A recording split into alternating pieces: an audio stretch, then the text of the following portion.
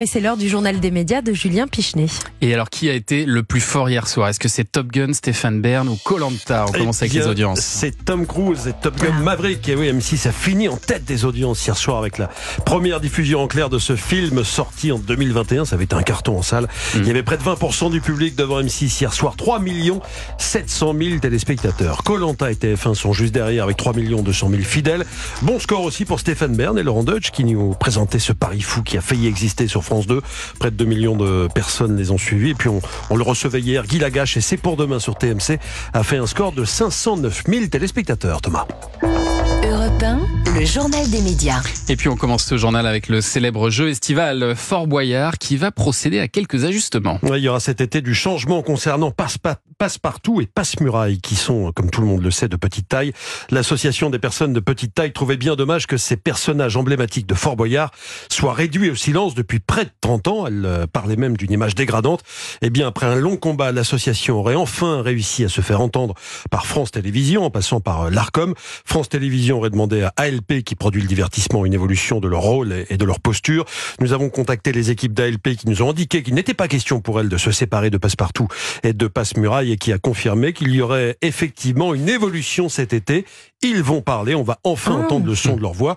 J'ai joint la présidente de l'association des personnes de petite taille, Violette Vianney, pour recueillir sa réaction. Écoutez. Le problème, c'est que une mauvaise représentation est particulièrement néfaste et c'est pour ça qu'on ne souhaite pas nécessairement que Passe-Partout ou Passe-Muraille ne soit plus dans cette animation. Et puis pour des raisons à la fois économiques et à la fois culturelles, c'est tellement ancré dans le divertissement que je comprendrais que ça puisse être problématique et c'est pas ce qu'on demande à la boîte de production. En revanche, ce qu'on leur demande, c'est à partir du moment où on entend qu'on supprime les tigres de cette animation, il est légitime en tout cas d'attendre de la boîte de production à ce qu'elle retravaille le rôle attribué à ces personnes, parce qu'on parle bien de personnes derrière tout ça, quoi. Violette Vianney, présidente de l'association des personnes de petite taille qui souhaitait un autre rôle et une autre posture pour Passe-Partout et Passe-Muraille dans Fort Boyard. Quentin Bataillon, vous avez auditionné Violette Vianney début mars dans le cadre de la commission d'enquête sur l'audiovisuel. Qu'est-ce que vous pensez de ce combat pour une plus juste représentation des personnes en situation de handicap? C'est justement le choix de la commission d'enquête d'aller sur l'ensemble des sujets. C'est un élément qui est présent dans les conventions, donc entre l'Arcom et les différentes chaînes. Je pense qu'effectivement, il faut qu'on avance beaucoup plus loin sur ce sujet-là. C'est le sujet aussi de la dignité, de la juste représentation de la société. On ne peut pas avoir des personnes de petite taille pour s'en moquer ou pour en jouer ou c'est extrêmement important. Vous pensez que c'était le cas jusque-là? était venue justement nous en parler. Je pense qu'il y a encore des marges d'amélioration. On nous avait notamment expliqué qu'il avait été prévu d'avoir une femme de petite taille dans France sur Fort Boyard qui s'appellerait Mauvaise Passe.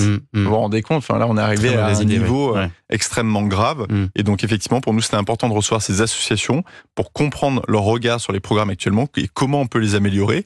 Et ça fait notamment partie des pistes du rapport de la commission d'enquête. Et ils avaient changé son nom, effectivement, juste avant le tournage. Je crois qu'il y a une prise de conscience, d'ailleurs, depuis à la fois de la production et de France Télévisions qui sont très aidants, justement, sur ce sujet-là. On va rester dans le domaine de l'inclusion avec Artus qui monte les marches aujourd'hui au Festival de Cannes avec l'équipe de son film. Oui, son film, un petit truc en plus, qui a franchi les 3 millions d'entrées lors de sa 3e semaine d'exploitation. C'est pour l'instant le film français le plus vu de l'année. On se souvient du coup de gueule d'Artus qui réalise et qui tient le rôle principal du film et qui s'était ému de voir qu'aucune grande marque de luxe n'avait souhaité habiller ses 15 acteurs, dont 11 sont en situation de handicap mental. D'après une information de la Tribune dimanche, c'est Aurore Berger, ministre de la lutte contre les discriminations, qui aurait débloqué la situation. C'est le groupe Kering de François-Henri Pinault qui habillera finalement les vedettes du film. Réaction d'Artus: on leur a mis le nez dans le caca, je le cite, à toutes ces marques qui prônent le vivre ensemble dans de très belles chartes sur l'inclusion. C'est dit. Et puis ça fait longtemps que C8 en parle. Il arrive, le premier numéro d'Enquête complémentaire sera diffusé le 11 juin prochain. Enquête complémentaire qui se veut une réponse à Complément d'enquête, l'émission de France 2 qui a souvent été critiquée par Jacques Cardoz, arrivé cette année sur C8 et qu'on a souvent entendu critiquer donc ce programme, notamment lors d'un numéro consacré à Cyril Hanouna en novembre. Ce premier numéro d'Enquête complémentaire ne sera pas consacré à France Télévisions comme Jacques Cardoz l'avait initialement prévu, mais aux Jeux Olympiques et précisément au volet sécurité. Et ils tenteront de répondre à cette question. Comment assurer la sécurité des JO de Paris? Et puis nous sommes à la veille du débat entre Gabriel Attal et Jordan Bardella sur France 2. J'imagine que vous allez le regarder avec attention, Quentin Bataillon évidemment. Et la tenue de ce débat... très fortement le Premier ministre. J'imagine.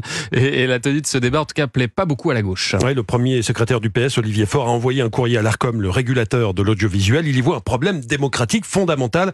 À moins de 3 semaines des élections européennes, un débat organisé pour les élections européennes ne peut se résumer, dit-il, dans notre pays à une confrontation entre 2 candidats de droite, excluant toute représentation des formations de gauche. Il fait remarquer également, Olivier Faure, que le Premier ministre n'est pas candidat. L'Arcom avait déjà écrit la semaine dernière à la direction de France Télévisions pour l'avertir que ce débat pourrait compromettre le respect des règles et pour lui demander ce qu'elle comptait mettre en œuvre pour garantir aux autres listes de candidats un accès équitable à son antenne. Qu'est-ce que vous souhaitez répondre à Olivier Faure ce matin, Quentin Bataillon, sur cette question? La démocratie et le pluralisme, c'est effectivement les temps de parole. C'est ce qui est inscrit dans la loi. L'Arcom y veille, rappelle et sanctionne si besoin. À partir du moment où les chaînes respectent ces différents temps de parole auxquels l'Arcom veille, il n'y a aucun problème. En fait, je pense qu'il faut laisser quand même la liberté aux médias à la fois de leur ligne éditoriale et puis surtout de faire les plateaux qu'ils souhaitent. De choisir leurs invités. La règle, c'est seulement celui du temps de parole et ensuite les médias choisissent leurs invités et la façon dont ils abordent les sujets. Voilà. On termine avec cette petite info. Youri Djorkaeff ne commentera pas finalement l'Euro sur TF1. Ben oui, il devait commenter quelques matchs de l'Euro avec Julien Brun, mais le champion du monde 1998 ne pourra finalement pas être au micro de TF1 entre le 14 juin et le 14 juillet. TF1 parle d'un souci d'agenda. Visiblement, il n'avait pas peut-être les bonnes dates en tête, Youri Djorkaeff, quand il a dit oui à TF1. La chaîne recherche activement quelqu'un pour le remplacer au pied levé. Il y a peut-être un souci de contrat. Peut-être, voilà. De contrat, peut-être, oui. Merci Julia pour ce journal des médias dont toutes les infos sont à retrouver dans notre newsletter média, inscription gratuite sur europe1.fr.